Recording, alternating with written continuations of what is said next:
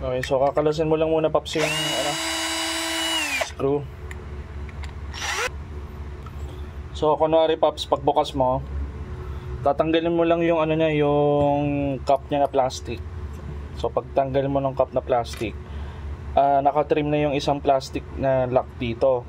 Kasi hindi nagkakasya yung mga makakapal na cables talaga dito sa ginawa nung supplier na to. Anyway, naglalak yan kapag so kailangan mo kalasin din yung parang takip dito na itim. So ang gagawin mo lang, kuha ka ng manipis na screwdriver or kahit na anong stick na bakal. Hilahin mo muna tong wire papunta rito. So kasi di ba naka-solder yung dulo nito dito. So gagawin mo, kailangan hilahin mo. Gawin mo, tungkabin mo lang muna ng screwdriver, pero wag mong pipilitin to na matanggal agad.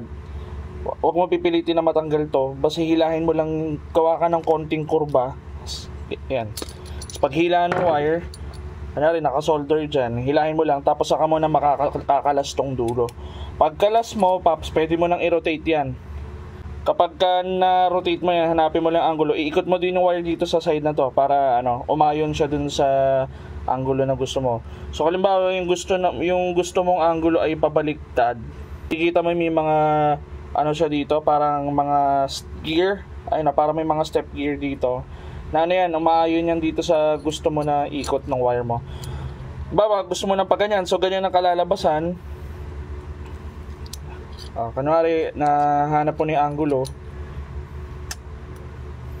So, kunwari, nahanap po ni angulo pa ganyan. Iganyan mo lang uli. Lusot mo ulit, tapos balik mo ng balik mo uli doon sa, sa dulo. Tapos, gagawin mo, kunwari, naka-solder, hilahin mo lang to uli. Yan.